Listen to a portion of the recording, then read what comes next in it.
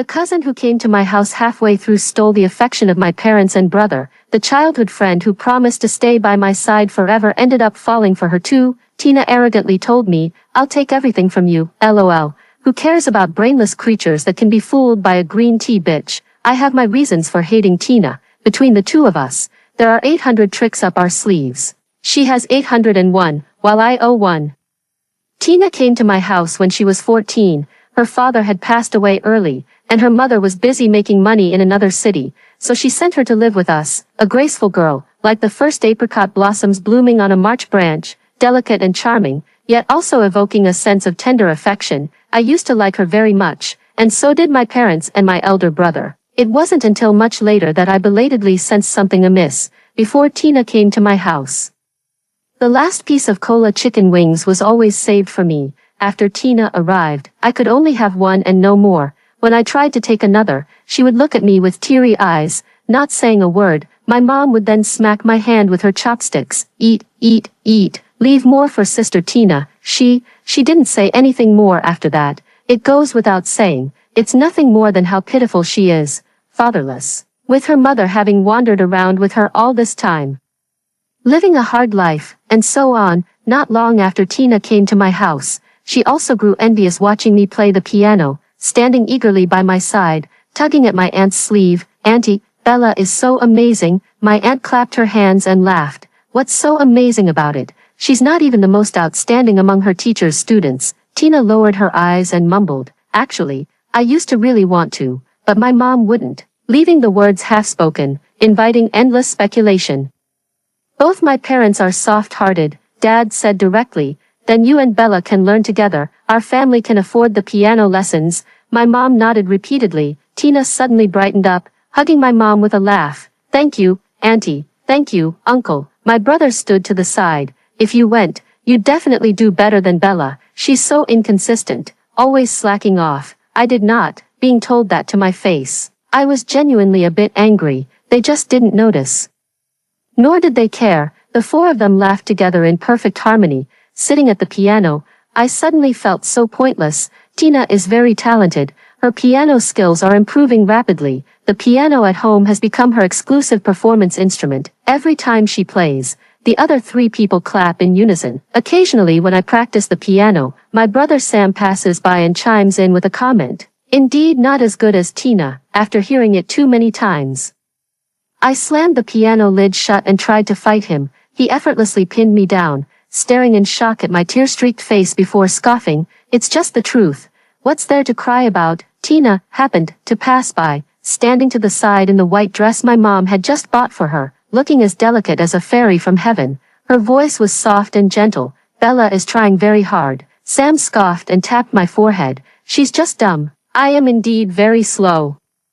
Both Sam and Tina are very smart. Everything comes easily to them. They can pick up a newly learned piece of music after just a few tries, but I need to practice many more times. They could bring home top-ranking awards and receive praise from their mothers, while my mid to upper-tier grades weren't outstanding, just enough to say I wasn't dragging the team down. The only thing I ever got praised for was playing the piano, something Sam couldn't do. But now, even that is gone.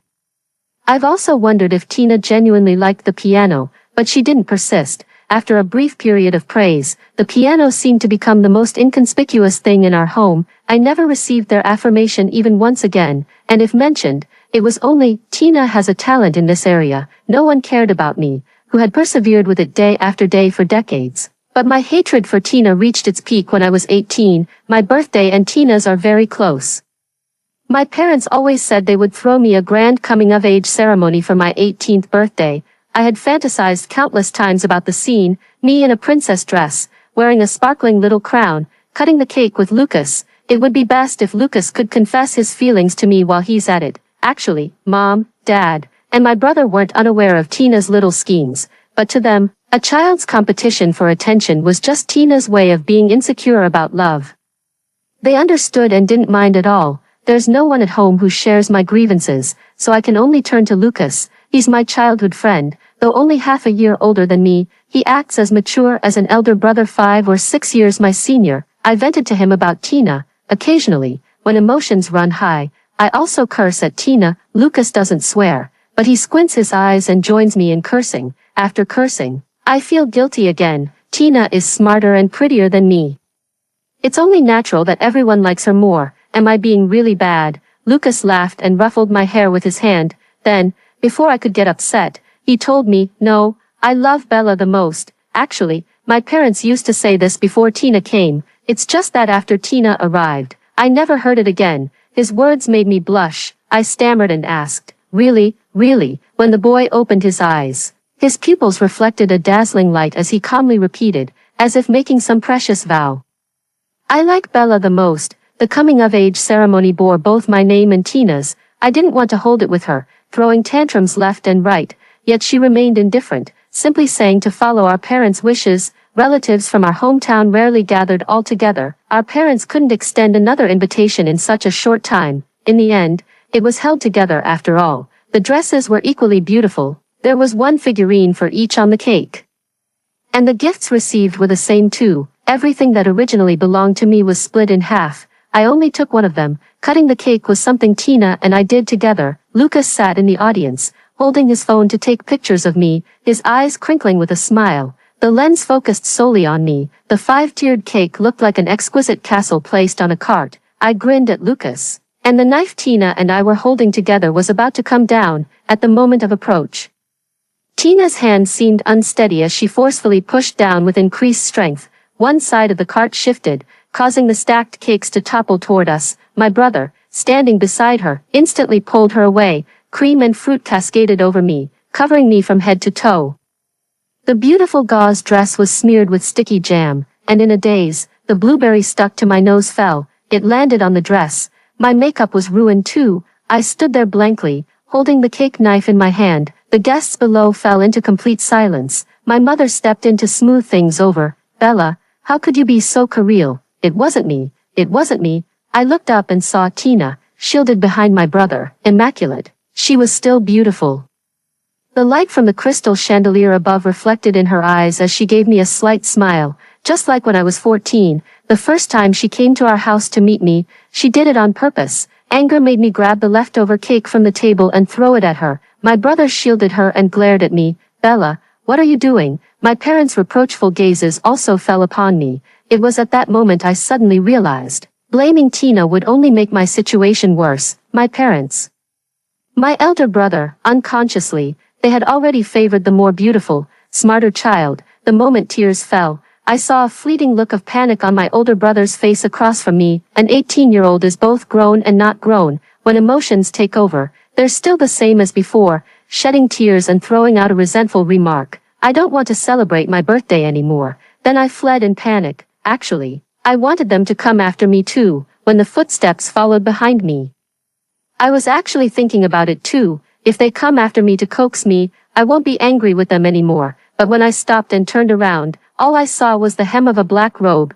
There was no sound around the corner, yet I waited and waited. They didn't come. When Lucas found me, I was crying in the bathroom, my makeup and the cream on my face mixed with tears. No matter how I wiped, it wouldn't come off. When I saw him coming, I cried even harder. Lucas took a tissue, dampened it, and gently wiped the cream and jam from my face. As he looked at me, he suddenly laughed, like a little calico cat. I was sobbing when he suddenly caught me off guard, and I instinctively retorted, not alike, not anymore now. Lucas chuckled, wiped clean. I look at the person in the mirror revealing their originally clean face, though their hair and clothes are still dirty. A warm hand holds my dangling one. Let's go, Bella. Where to? Making up a birthday for you. Lucas gazed at me, the adoration and indulgence between his brows seeming to overflow, his eyes reflecting only me. A birthday where you're the sole protagonist. I drowned in the depths of his gaze, feeling dizzy and confused. I still have Lucas,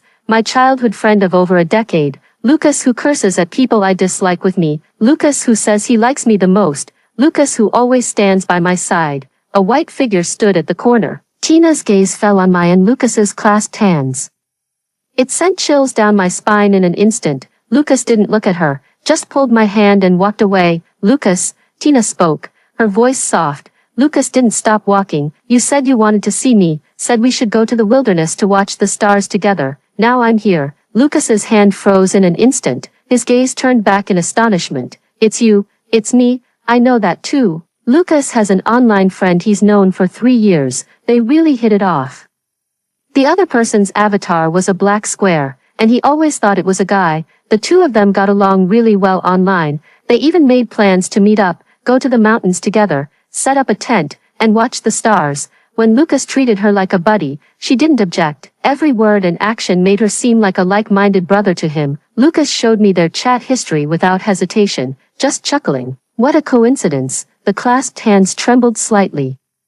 My gaze rested on Lucas's profile. He looked at Tina, his lips moving slightly. No, no, please, please. I repeated silently in my heart over and over again, but the loosening grip in his hand told me all too clearly. He let go. My childhood friend, Lucas, who always stood by my side. Shaken, the birthday compensation Lucas promised me turned out to be an illusion. As he walked away, his figure seemed hesitant. Tina didn't follow him but stood there, smiling at me. What was she smiling about? I don't understand. Was she pleased by Lucas's wavering, or did she think Lucas would abandon our decade-long friendship just because of 3 years of chatting? So I laughed too. Only later did I realize, the foolish and naive one, from beginning to end, was only me. That summer vacation was the worst, the absolute worst one I've ever had in my life. I still sent messages to Lucas every day as usual. His response time has become slower than before.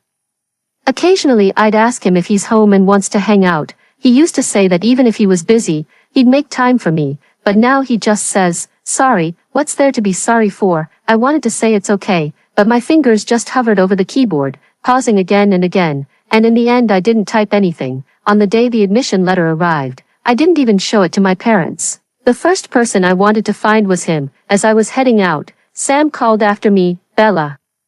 Where's your admission letter? I turned back and stuck out my tongue. Not showing you. Sam rolled her eyes. Fine, don't show me.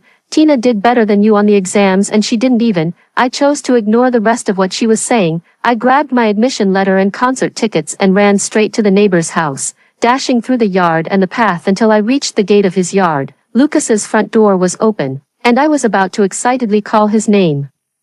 Just like I had done countless times before, shouting loudly, Lucas, and he would always walk out with a smile and respond, I'm here, Lou. The unspoken name was choked in my throat. It felt as if something had tightly gripped my neck. A gentle breeze stirred the wisteria trellis in the courtyard, shaking loose a petal or two. The young man in front of the shelf lowered his gaze and placed a devout, tender kiss on the forehead of the beautiful girl in a white dress. Petals fell into her hair. And the young man reached out, his hand brushing past the strands by her cheek. So beautiful. If only it weren't Tina and Lucas, that would be even better. Tina smiled with curved eyes. Aren't you afraid Bella will get angry? Lucas fell silent for a moment. Bella is just a little sister, just a little sister. Tina giggled as if some switch had been flipped inside her. The next second, she reached out and grabbed Lucas by the collar. And just like that, the two of them kissed. Lucas didn't move. He obediently let her kiss him. In elementary school, Lucas gave me a beautiful crystal bracelet. I always cherished it too much to wear, carefully storing it away, only bringing it out for special occasions. In the end, it still shattered, bumped by a careless child. It fell to the ground.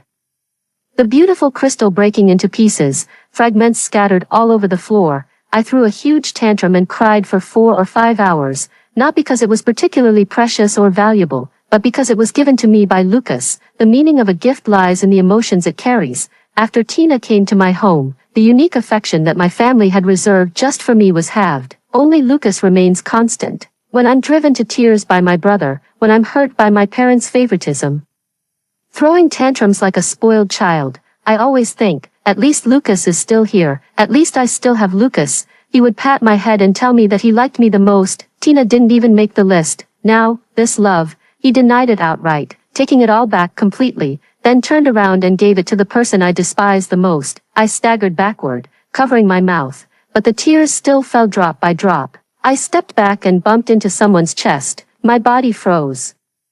And as I lowered my head to escape, a clear voice rang in my ear. Isn't that my blind nephew and the green TB*TCH? Kissing looks pretty nice, huh? I was stunned by his sharp critique, instinctively raising my eyes. I unexpectedly plunged into Charles's ocean-deep gaze. His tone was teasing, but his face remained expressionless. He paused for a moment upon seeing my face clearly, then pulled a tissue from his pocket and handed it to me. saying flatly, "What are you crying for?" I can't say that the person I have a crush on was taken away by someone else, and that someone is a repeat offender. It's embarrassing just to say it out loud. Nothing, I replied to him with a nasal voice, lowered my head, and wanted to leave, here to deliver tickets to Lucas. The admission letter and concert tickets in my hand were already crumpled from gripping. I didn't respond. Looks like you won't be needing them. Charles extended his hand. Give it to me. Charles is Lucas's uncle. About 3 or 4 years older than him, he had been in a car accident as a child, leaving his legs in poor condition, so he came here to recuperate for a while. He always seemed gloomy, spending his days gazing into the distance from the second-floor balcony, his brows furrowed so tightly they could crush a fly. I've never been good at reading people's expressions since I was a child. Whenever Lucas wasn't around, I'd always go looking for him to play. And accidentally killed 2 of his potted plants. I thought he would scold me, but he didn't. Charles was like the sickly beauty from stories, his gloomy face unable to mask his natural good looks. He beckoned me to come closer, then pinched my cheeks hard. I asked him, "Aren't you going to scold me?" He suddenly broke into a smile, like fresh snow clearing after a storm. "If I scold you away, who will keep me company?" Bewitched by his charm, I resolved to consider him a good friend too. But later we had a big fight, and our relationship gradually drifted apart. It makes no difference who gets this vote, I thought. Here you go. Charles reached out to take it, still wanting to say something, but I lowered my head and hurriedly ran away first. I waited for Lucas to tell me that he and Tina were together, but even when I woke up the next day with swollen eyes, I hadn't received a single word from him. When I went downstairs, Sam saw my red, swollen eyes, and laughed loudly. I brushed past him to get ice from the fridge. Tina was in the kitchen, her eyes crinkling the moment she saw me. I rolled my eyes and went to grab some ice. I have to go on stage in a few days, so I need to reduce the swelling quickly. The door was knocked. I set down the ice cubes to answer the door, and the young man standing there was still as refreshing as a breeze and bright as the moon. He smiled slightly when he saw me. "Bella." My nose tingled with emotion, but I remained silent. Lucas tilted his head. "What's wrong? Your eyes suddenly look swollen. Should I go buy you an ice eye mask?" I shook my head, biting the soft flesh inside my cheek, and after a long while finally spoke. "Lucas, do you have anything you want to say to me?" Lucas slightly opened his eyes. "What do you mean? I almost forgot. Did your admission letter arrive yesterday?" I didn't speak. He looked somewhat puzzled, reaching out to pat my head but missed. I dodged his hand and didn't look at him again. I bit down hard on my own lip. When I let go, the taste of iron filled my mouth, and I desperately suppressed the sob in my voice. "Lucas, let's not be friends anymore." Before he could respond, Tina had already come out of the room. I didn't want Tina to see me upset, so I lowered my head and ran away for the second time. The door to the room closed. I buried my face in the blanket. Tears welled up again. Lucas thought I was just being petty with him, resenting him for turning down my invitation. Actually, it's not. I'm just sad that he wouldn't tell the truth. It seems like, for the first time, I truly recognized my childhood friend. The weather wasn't very good on the day of the concert. Only Tina was at home when I went out. She was in the living room looking at her phone, and when she saw me coming down in a dress, she smiled. I ignored her and went to open the door, but she suddenly spoke up. "How many times is this now?" My hand on the doorknob froze. A concert where no one brings flowers must feel sad when taking the final bow, right? Tina's voice carried a laugh, soft and gentle, yet chillingly cold. "How about you beg me instead, Bella? Beg me, and I'll go cheer for you." My hands were trembling slightly. See, she already knew. "Tina, does stealing others' things make you happy?" "Yeah," she admitted frankly, crossing her arms and looking at me with ease. Seeing someone's precious things being taken away, watching her suffer and helpless, it truly brings me joy. "Bella," she smiled faintly, "I'll take everything from you." Tears teetered on the brink of falling. I bit down hard on the inside of my cheek, refusing to let them ruin my makeup. "Then go ahead and take it," I said softly. A flicker of surprise crossed her face. I turned back, forcing a smile. "What's so good about something that can be taken away, Tina? Only those who have nothing of their own would steal from others. Since you're so fond of taking, you can have it. I don't care anymore. I'm just being stubborn. Even if I'm at a disadvantage, I still have to take a jab at Tina." I won the verbal battle, but my mind remains unsettled. I almost played a wrong note during the solo, but fortunately, it ended up being a close call, and I managed to complete it smoothly. After the curtain call, the rain still hadn't stopped, and my friends' families came to find them with flowers, each formed their own little circle. Filled with compliments and applause, I didn't receive such treatment. Back when Teacher Jane was around, she would also bring me a small bouquet, but with so many students now, she couldn't focus on just me anymore. Today she had something to attend to. So no one came. I quietly slipped through the crowd, heading to the lounge to grab my bag. A concert without anyone bringing flowers. I'm used to it anyway, like countless times before, walking through people surrounded by love, going home alone carrying things. Change out of these clothes before they come back, otherwise, Sam might tease me again. Such beautiful clothes are wasted on you. Where are you going? A hand grabbed my wrist, the warmth at the wrist bone creeping up along my arm. The voice carried a laugh, its tone lifting at the end. Has the little princess forgotten her flowers?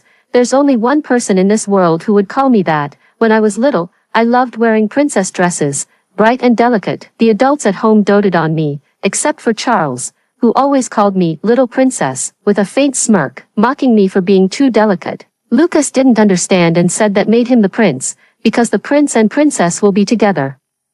Then what are you? I stood beside Charles's wheelchair and asked him, trying to turn it all into a game of make-believe. Charles, as usual, tugged at the corner of his mouth and then pinched my cheek. The prince was taken, so I'll be the knight then. A knight must protect the princess, of course. Charles laughed. The knight always stands by the princess's side. Unfortunately, we had a big fight later. Charles was studying in another city and rarely came back. Our relationship grew increasingly distant, though he always brought me thoughtful little gifts whenever he returned. The root of the argument was Tina. Back then, she had just arrived at my home, still like unsteeped green tea, speaking softly and always tugging at the hem of my skirt from behind. I still liked her very much and often played with her. Charles didn't like her. He was blunt in front of me and even warned me to be careful of her, saying she was hypocritical and pretentious. The wording was really harsh. I was completely fooled by Tina, and I'm furious that he would say such things about an innocent, pitiful girl. Charles was grinding his teeth in anger at me, his face as dark as when we first met. You believe her over me? I hesitated for 2 seconds, but in the end, my heart leaned toward the sweet, gentle girl. You can't be so judgmental. Very well. Charles smiled, like a snake flicking its tongue. Bella, you'll have a hard time when she starts tormenting you later. His words proved prophetic. Charles held the flowers in one arm, his frame having long since stretched out, dressed in a well-fitted suit, exuding an air of noble aloofness. He let go and handed the flowers to me. A large bouquet filled my arms, flashy and expensive. This is the first time I've received flowers meant just for me. I don't even look forward to Charles's arrival. It was also a rainy day when I attended the concert for the first time. I wore a beautiful dress and prepared my best piece. I imagined that after the curtain call, amidst the applause, my parents would embrace me with flowers and praise me, saying, "Bella, you were amazing." Then I told them, "See, I've really been practicing the piano properly. Bella has been working hard too, so Mom and Dad, can you stop always just focusing on Tina?" Okay, the rain that day was heavy and lasted a long time. So long that the parents cheering for their children had all left one by one, so long that nearly everyone in the concert hall had gone, so long that I stood at the entrance, watching the rain pour endlessly, watching the sky grow dark, so long that my stomach started growling with hunger. Only then did I finally see my father's apologetic face. He said, "Sorry, Bella, Tina suddenly had a fever, and we were in a rush to get her to the hospital, accidentally forgetting about you. I want to say I performed really well today, and Teacher Jane praised me. I also want to say that a friend's parent pointed at me and said, 'This little girl is amazing.' I want to say, Dad, you forgot to bring me flowers. I clearly reminded you. By the way, actually, this ticket is quite expensive, but the seat the teacher reserved for my family is in a great location. It saves a lot of money. Dad, you don't need 3 people to accompany someone with a fever. I really, really want to let you all see the beautiful and outstanding Bella." But I didn't say anything, just stood there with icy hands and feet, forcing a smile. "It's okay, Dad." Tears fell onto the flowers. My disheveled and awkward state was always precisely captured by Charles. Charles's expression softened a bit as he pulled out a tissue again, holding the flowers. I couldn't free my hands, so he wiped my face for me and chuckled. "What brand of makeup is waterproof? I'll get you a set another day." His comment threw me off, making me instinctively think my makeup had smeared. not wanting to embarrass myself in public. I shoved the flowers into his arms. I need to touch up my makeup. No, Charles's fingertips brushed past the corner of my eye, stirring a hint of warmth. So beautiful, little princess. It's a bit embarrassing. He, on the other hand, was completely serious. I stared at him in a daze. For a long while, she finally spoke his name. Charles. You're right. I was wrong.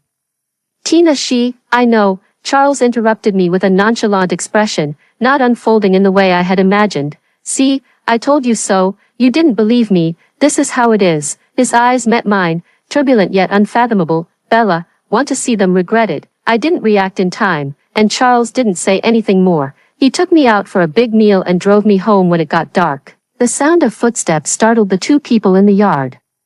My conversation with Charles came to an abrupt halt as I reached out to turn on the yard light. The moment the lights came on, I saw Lucas, who had been holding Tina's hand, suddenly pull his hand away. Bella, Uncle. Tina's expression was priceless. I held up the flowers and showed them off with a grin. Uncle came to watch my concert today. Tina, look, aren't these flowers beautiful? Her expression darkened as she stared intently at the flowers in my hand. Seeing her unhappy makes me happy.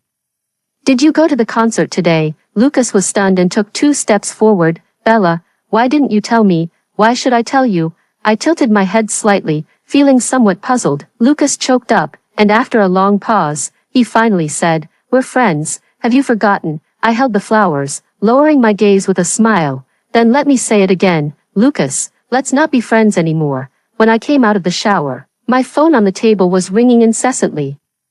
There were 2 people sending messages. I opened Charles's chat window. He had only sent a screenshot, showing Tina's friend request to him. Request message, Uncle, I'm Bella's cousin. Thank you for today. Charles got rejected. I wiped my hair and sent him a meme in reply. Then I opened Lucas's message. Bella.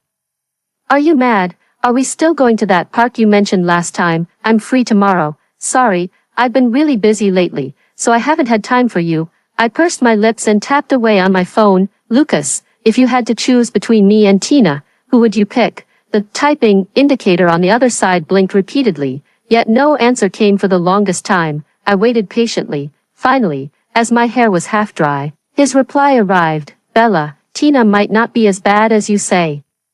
Why can't we get along? Get along? I curled my lips into a somewhat sarcastic smile. I was the one who tried hardest to get along with her, yet she was the one who deliberately excluded me and stole the person I loved. So tell me, who's the one who can't get along? I understand. I reply. Then I tap on his profile picture and decisively hit delete. Then you should get along well with her. Lucas. In the last few days before summer vacation ended, Lucas came looking for me too.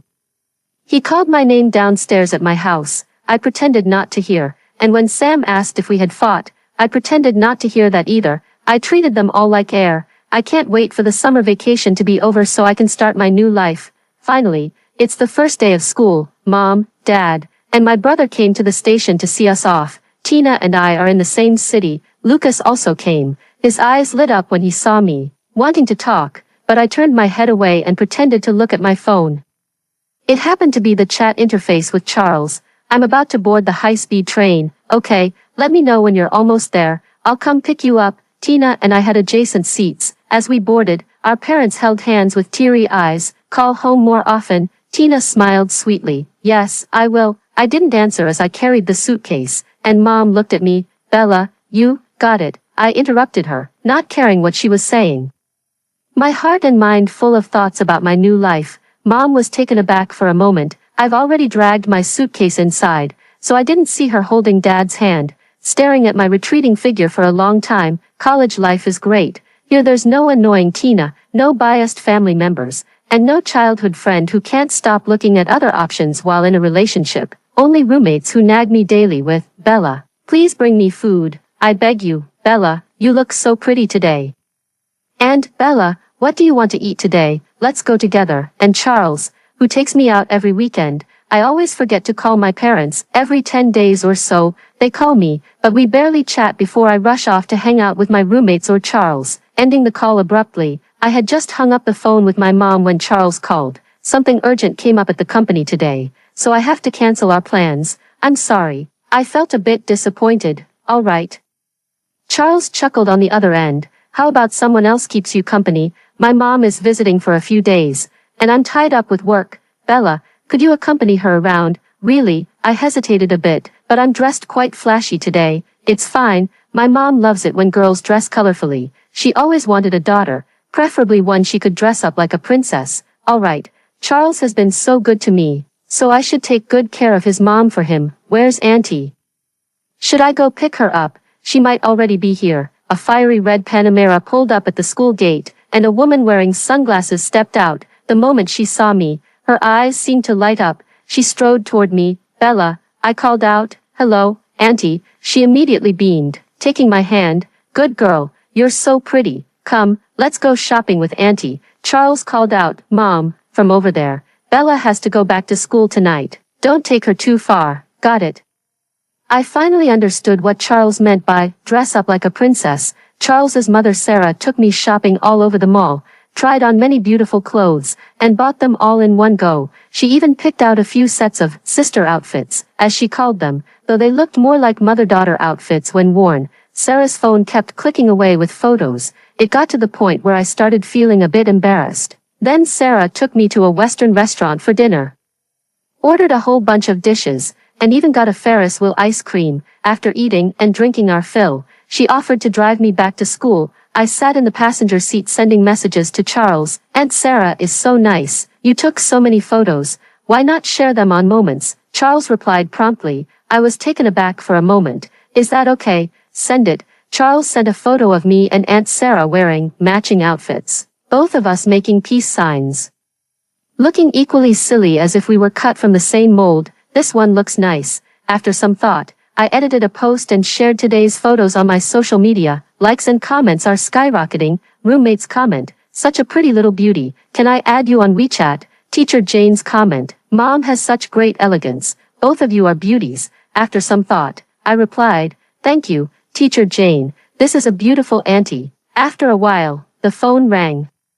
I answered it and realized it was my mom. Hello, Bella. Who did you go out with today? Friend's mom, I answered honestly. There was a brief silence on the other end, followed by a slightly odd tone. Can't even exchange 2 words with your own mom, but you'll spend a whole day accompanying your friend's mom. Suddenly, I realized she could see Teacher Jane's comments. The voice on the call wasn't quiet. I gave Aunt Sarah an apologetic smile and was about to speak when she cut in first. Bella, I've washed those clothes I gave you. In a few days, we'll go out and wear them together. Matching styles. Looking beautiful. I froze, just about to say something when the call was abruptly ended. The line buzzed with a busy tone. Aunt Sarah looked innocent. What's wrong? Did I say something I shouldn't have? Just like Charles's temperament. I pursed my lips, lowered my eyes, and smiled. No. In the evening, my dad sent me a message when I got back. He asked what was wrong, saying my mom would cry whenever she mentioned me. I said I didn't know. After a long while, he texted me again. Call your mom more often when you're at school. She's always thinking about you. When's your vacation? I didn't reply, tossed my phone aside, and played games with my roommate until the phone rang 3 or 4 times. I answered, only to realize it was Sam. Bella, I'll buy you tickets for the National Day holiday. How about we go on a family trip together? No. I didn't take my eyes off the screen. Sam seemed a bit angry. Ever since you went to college, you become completely wild. You always act like you can't hear when the family shows concern for you. Is it that hard for mom and dad to see you? I muted the call, and when I checked back half an hour later, it was still connected. I said, hello, and Sam perked up again. What do you mean? I have plans, I whispered softly, going to the beach with my roommate. Sam was about to say something more, but I hung up the phone with a snap. Instantly, my mind felt clear and refreshed. I should have let go long ago. Anyone who can be stolen isn't worth a damn. I had a great time during the days Aunt Sarah was here. When she left, I was still reluctant to see her go. She patted my head and almost kissed me, saying, I'll come see you again next month. Mom, Charles helplessly reminded her, you got the title wrong. Mom, Aunt Sarah hugged me and said, I don't mind. Bella is so adorable. She might as well be my daughter. I hugged her back. I like you too, Auntie. Charles pinched my cheek, hesitating to speak. In the end, he didn't say it. When he drove me back to school, my phone kept ringing nonstop. My mom has a lot of opinions about me. Even when my dad and brother came to talk to her, she wouldn't listen and just vented on her own. I muted her messages, and the latest one was her saying I'm not as sensible as Tina. I was stunned for a moment. It took a long time to reply. Then let Tina be your daughter. A sudden ringtone interrupted my thoughts. Charles glanced at his phone, keeping his hands on the wheel. Bella, answer it for me. It's a number without a note, somewhat familiar.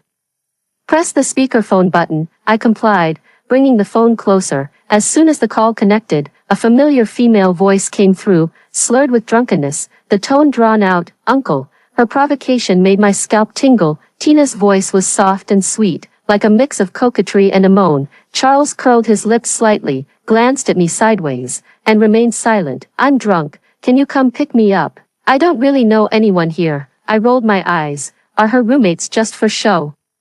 Uncle. Charles coughed twice and asked her, where are you? Tina gave an address. Uncle, hurry up. They keep making me drink. I pressed the end call button. Charles turned on the navigation and drove toward the bar where she was. I crossed my arms and put on a coquettish voice. Uncle. Charles didn't retort, just chuckled softly, his sidelong glance utterly captivating. The car stopped in front of the bar. Charles called me on his phone, connected the call, but didn't hang up. Instead, he turned on the recording, then he opened the car door. I got out of the car, and Charles took off his coat, draping it over me. I'll come pick you up later. I didn't say anything, just looked at him. Drunk words are sober thoughts. Bella, do you want to hear the truth? Charles went to pick up Tina. The bar was noisy, and I heard Tina scream. Then Charles asked if she wanted to have a few more drinks. Tina agreed. A dozen minutes later, the noisy sounds in the bar gradually quieted down.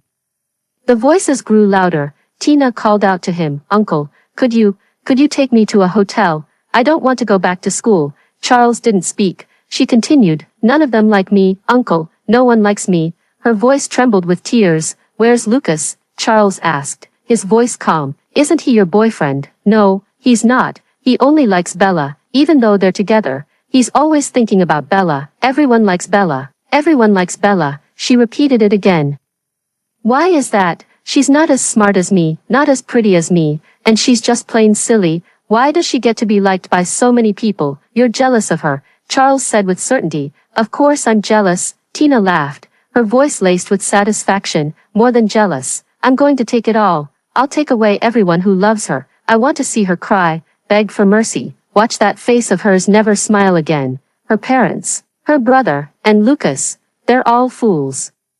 Playing the role of a delicate little white flower, shedding a few pitiful tears can easily fool those brainless idiots into running in circles, not caring for their own child, yet favoring an outsider. You couldn't find another fool like this in the whole world, and yet such people have gathered around her in droves. Tina laughed and laughed, her voice gradually steadying. Charles, her voice was no longer deliberately softened, to trample the radiant sun into the mud. You've thought about it too, haven't you? There was a moment of silence over there. Charles admitted it frankly. Of course. My heart leaped into my throat. But, I think the sun is better off in the sky. As for me, I only wish for her to always shine bright. When Charles came to pick me up, the car was already empty. I gathered his coat around me and opened the passenger door to sit down. Charles remained silent, and the atmosphere in the car could be described as quiet. When we arrived at the school gate, he dropped me off and, as usual, reminded me, text me when you get to the dorm. Charles, I clenched my own hand. Can you come home with me once during this year's holiday? He looked at me, his eyes were as deep as the sea. After a long pause, I laughed. Okay, Mom, Dad, and my brother still message me from time to time. I muted all their notifications and ignored them completely. Occasionally, when they called, I'd only answer with a few words. Every time they criticized me, I dragged Tina out. Let her do it. Bella, you're my real daughter. I couldn't even force a smile, so they knew all along. But why are you still favoring Tina? I'm your mother, after all. I responded perfunctorily and hung up the phone. At the end of the year when I returned home, my parents came to the train station to pick up Tina and me, but only found me and Charles. This is Lucas's uncle. I smiled. He's been very kind to me. My parents exchanged glances. Thank you for looking after Bella. She doesn't understand. She's very sensible. Charles interrupted him with a gentle smile on his face. Mom looked somewhat embarrassed and didn't say anything more. I walked past them, saying, I'm heading home first. My parents thought I came back to mend our relationship, but that wasn't the case. I'm out and about every day, spending barely any time at home. Sometimes I go out with old classmates. Other times with Charles, when I'm home. I shut myself away and hardly talked to them. After a few days of this lukewarm existence, Lucas was the first to crack. I knew he and Tina broke up not long after. Later, he wanted to add me back, but I never agreed. When I went out, I saw Lucas standing in the yard and froze for a moment. A habit formed over more than a decade made me instinctively want to greet him, but at the very last moment, I stopped myself. Lucas met my gaze, his eyes flickering slightly as he called out to me, "Bella." His voice was just as before, low, husky, and gentle. I averted my eyes and didn't look at him again, walking straight out, only to be stopped by him. Lucas smiled at me. "Bella, the flowers in the southern part of the city have bloomed. Would you like to go see them together?" This was his usual trick when he was a child. He would make me angry, then knock on my door, saying something like, "What about this or that? Want to go check it out together?" Back then, I was easy to appease. Even when angry, I wouldn't stay mad for long. Give me a way out, and I'd naturally take it. But now, things are different. "I have plans. Do you have time tomorrow?" "No." The person standing behind him answered a question for me. Lucas turned around, and his face paled slightly the moment he recognized Charles. Charles raised an eyebrow. "Why didn't you call me?" Lucas didn't speak, just turned to me, his face pale. "Bella, are you two together?" I looked at Charles. Charles looked at me, a faint smile playing at the corners of his lips. My gaze returned to Lucas. "Isn't it obvious? Now that you know, stay away from me. Stop being such an eyesore." Lucas's eyes betrayed a hint of unwillingness. He moved his lips slightly, but in the end, only sighed. "I'll wait for you, Bella." "What are you waiting for?" "Waiting for me to go blind twice and then realize how great he is." I rolled my eyes. "Don't flatter yourself too much, Lucas. Not seeing your true colors sooner is the biggest regret of my life." Perhaps they finally noticed something was off about my attitude. My parents' demeanor gradually shifted too. They started consciously looking for opportunities to get closer to me. She even asked me to bring Charles home for dinner, saying she wanted to thank him for taking care of me while I was away. They went all out with the preparations. When we returned in the evening, there was a whole table full of dishes. Charles sat down beside me. My dad asked, "What's the young man's name?" "Charles." Charles replied.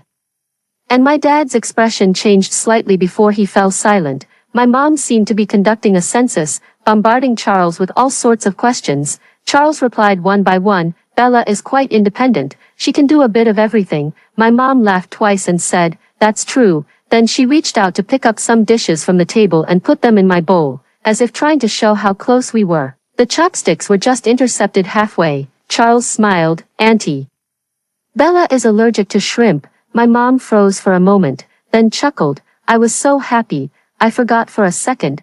Then she picked up another bite, but Charles blocked her chopsticks again. "Auntie, Bella doesn't like mushrooms." My mom was a bit embarrassed. Charles, having navigated the business world, was meticulous in his actions and polite to everyone, but now he seemed to be showing his edge. "Auntie doesn't seem to know Bella very well. Children grow up, and their preferences always change." My mother added, "Is that so?" Charles smiled, "But I see Auntie knows her other daughter very well." "Oh, this isn't my daughter, she's Bella's cousin." "Is that so? But no matter how I look at it, she seems more like your daughter." What kind of parents would know nothing about their own flesh and blood, yet show such concern for an outsider? My father suddenly slammed the table, making the dishes rattle. Charles, however, remained unfazed. "Get out. Why is Uncle angry?" Charles looked innocent. I sat beside him, watching his profile, and suddenly laughed. My parents got even angrier, slamming the table. "Bella, what do you mean by this?" I ignored them and went to hold Charles's hand. "Let's go quickly. They can't handle the truth." Charles was pulled along by me. Sam stepped forward, trying to grab me, but Charles shielded me behind him. My mother shouted my name in anger. "Bella, what do you mean by this? Do you have no respect for your mother? Stop having any contact with this person. Ever since you came back home, you've been going out every day without properly talking to us, spending all your time with him. Was it like this during university too, not focusing on your studies and always fooling around? When will you ever let me stop worrying?" Did you see how he talked back at the dinner table? And also, what's the matter? I asked. Dad paused before saying, "He's not a good person, it's him." No wonder your dad found the name familiar. He just stole a client from your dad last month. Quite the schemer for someone so young. I laughed twice. Thought it was something serious. Did Tina tell you that I don't study properly and always fool around? I looked at Tina standing there, a smile playing at the corners of her mouth. Mom said, don't look at her like that. Sister Tina only wants what's best for you, wants what's best for me. I let out a scornful laugh. Then quickly walked up to Tina, raising my hand. Before they could react, I slapped her hard across the face. Tina's cheek quickly turned red and swollen. Bella, you say he's impolite, that he always talks back to you. It's because he hit a nerve. You just don't know what I like. You just don't care about me. You treat an outsider better than your own daughter. Tell me, what exactly did he say that was wrong? Mom's face changed, and she raised her hand as if she wanted to hit me. I didn't dodge, standing firmly in place staring at her, and called out to her, Mom, are you really unaware? Are you really unaware that Tina faked her illness just to stop you from attending my concert? Are you really unaware of how long I waited for you there that day? How much I was looking forward to it? Are you truly unaware that she never loved the piano? She only wanted to steal your attention. Have you really not realized? My voice trembled slightly, on the verge of tears. I tore away the veil of pretense between us, exposing all those petty thoughts unfit for daylight, that unspoken favoritism we pretended was fairness, and the grievances I had swallowed silently night after night, clear as day, laid out plainly, even if they become blades that sever our ties. I don't care anymore. Do you all favor Tina more? I cut my mother off mid-sentence. She seemed taken aback by my aggressiveness, her lips trembling as she muttered something I couldn't quite catch. Finally, she said, because she's a guest, that's why. So just because she's a guest, you favor her over me. Is that it? I forced a smile. Dad, Mom, blood ties are unchangeable. I'll still treat you as my parents, and I'll still take care of you in your old age. But that's all there will be, Mom and Dad. For any other familial affection, please seek it from Tina. However, there's something else I'd like you to hear. I opened the recording on my phone. Tina's voice was crystal clear in the hall. She mocked her parents and older brother as fools, mocked them for mistreating their own daughter over such flimsy pretenses, mocked them for being blind, for driving a wedge between themselves and their own daughter. Halfway through the recording, my mother's eyes turned red, Tina's hair clutched in her hand. She lunged at her like a shrew, ready to strike. Ungrateful wretch. How could you? I watched the farce unfold with cold indifference. Dad's back suddenly hunched over as he tried to call out to me, Bella. I ignored him and headed for the door. Sam's eyes turned red as he reached out to grab my hand, but I shook him off and took Charles's hand instead. Someone called out to me from behind, Bella, Mom was wrong, Mom was wrong. I didn't look back. Walk until there's no one around. Charles held my hand but didn't smile, asking me, any regrets? I said, no regrets. I'm not truly without my wits. I also know that by learning to be docile and obedient like Tina, pretending to be weak and playing the victim, I could win some affection, but to compromise and put on an act just to compete with someone, for another person's love, in the end, what you reap is not sincerity, but a sinking quagmire. Tina thought she had won, only to find herself sinking deeper into the mire, in life. There are many things worth fighting for, but love is never something you can win by fighting. Extra story. When Bella's mother went grocery shopping, she met a woman holding a child's hand. The little girl blinked her eyes and called out, Mommy, sweetly, asking if she could help carry the groceries. The woman said no need, then crouched down to pat the child's head, praising her for being so well behaved. The girl carefully wiped the sweat from the woman's face with her sleeve, then gave her a kiss.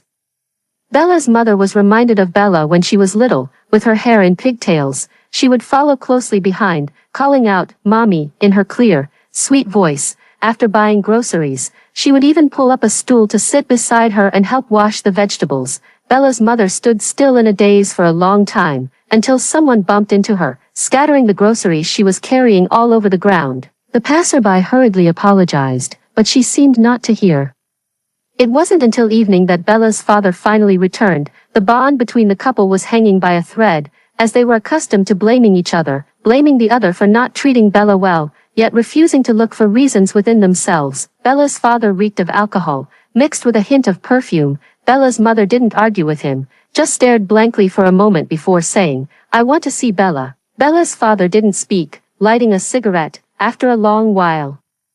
He finally said, she might not be happy to see you, but I miss her. Bella's father remained silent. Bella's mother was like a vase suddenly shattered, shrieking sharply, that's my daughter. Bella is my daughter. Bella's father exhaled a puff of smoke. Yes, your daughter. You broke your daughter's heart for an ungrateful wretch, and now your daughter refuses to acknowledge you as her mother. Bella's mother was lost in thought for a while.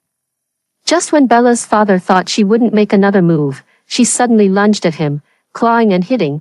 Are you completely blameless? Have you ever neglected your daughter? Were you not blinded by that ungrateful wretch? Do you think I don't know? Do you think I'm unaware you've been secretly keeping a mistress? You, Zoe, have not only failed your daughter, but you've also failed me. Bella's father was caught off guard, and a bloody mark was left on his face from her scratch.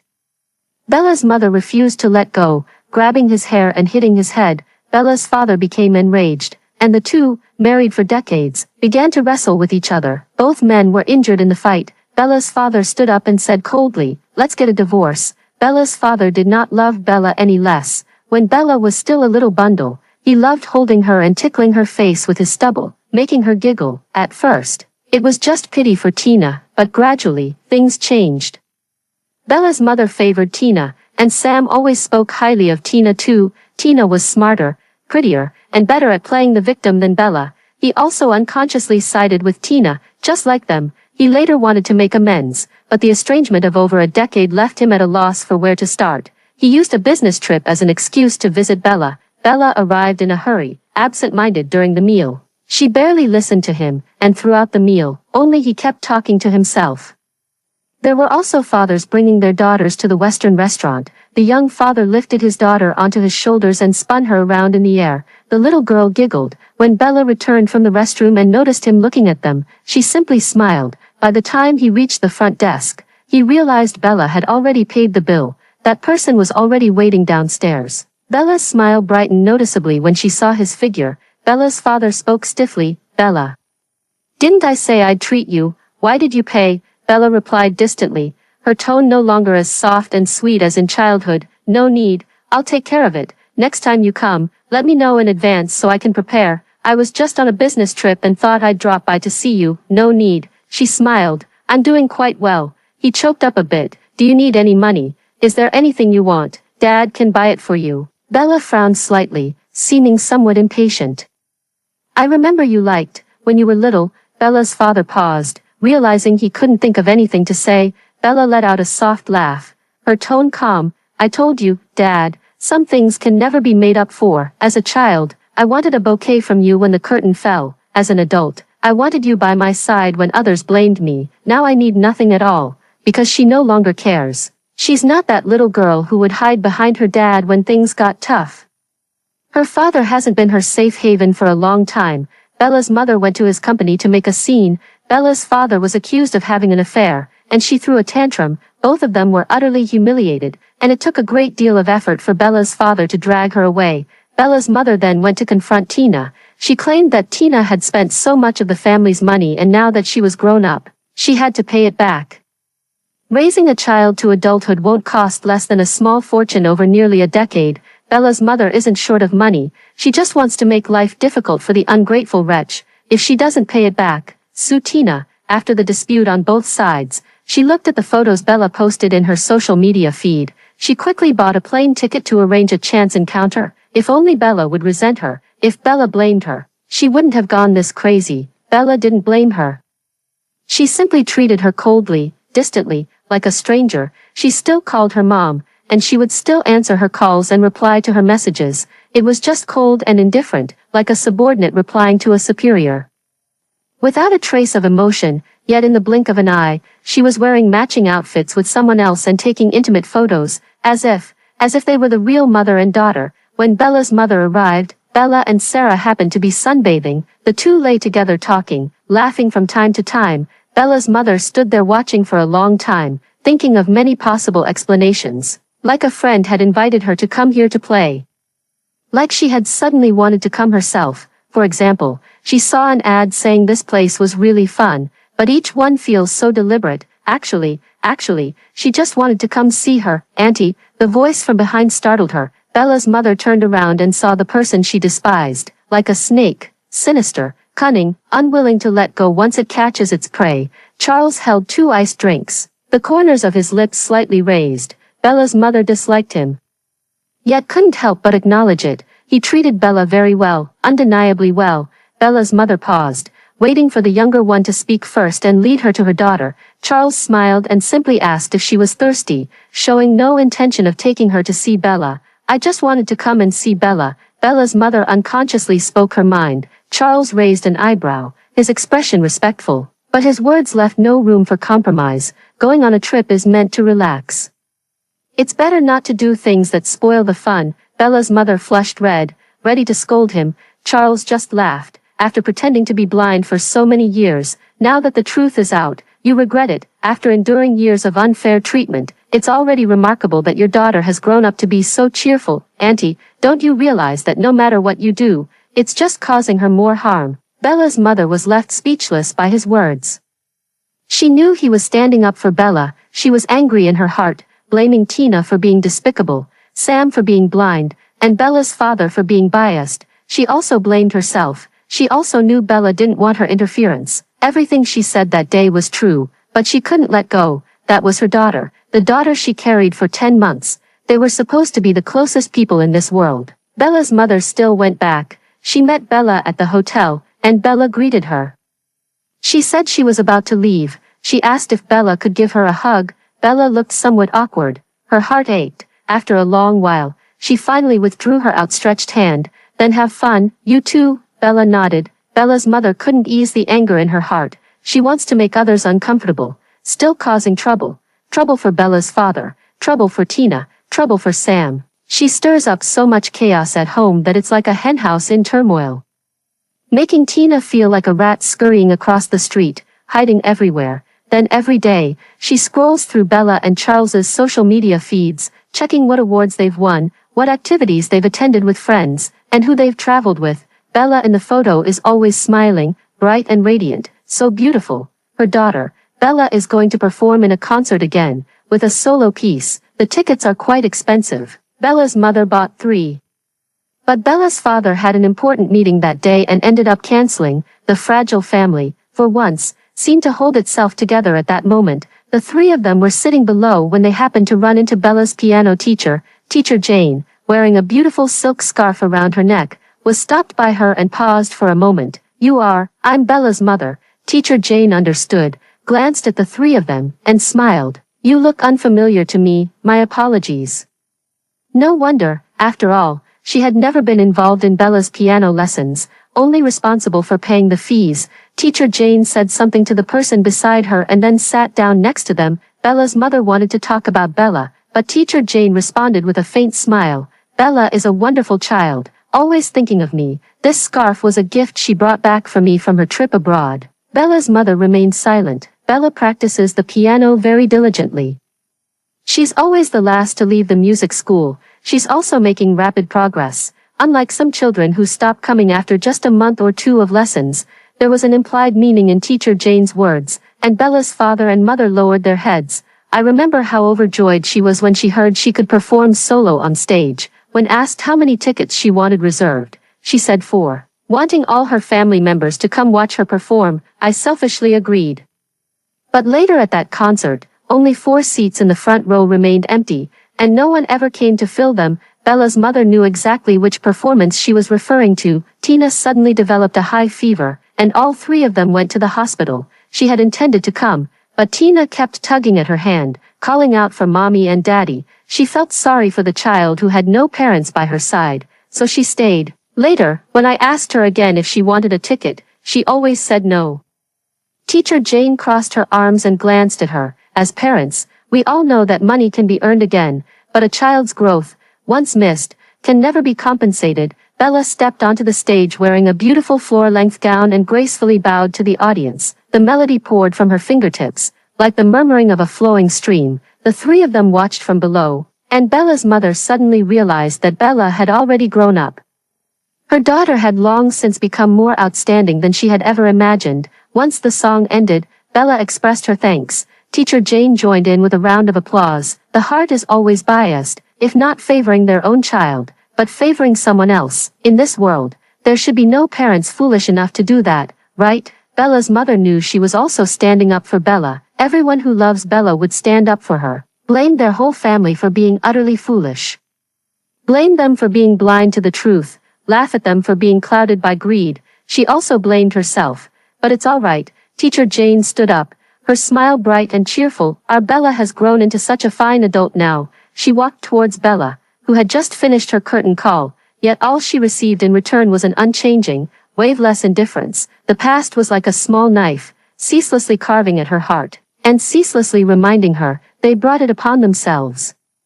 Her daughter has grown into a fine adult, but, she would never again, like when she was little, call him with smiling eyes and tell him, Bella loves mommy the most. After hearing the story above, what are your thoughts? Feel free to share your opinions in the comments section. Looking forward to hearing from you. If you liked this story, don't forget to like it, share it, and subscribe to my channel. See you next time.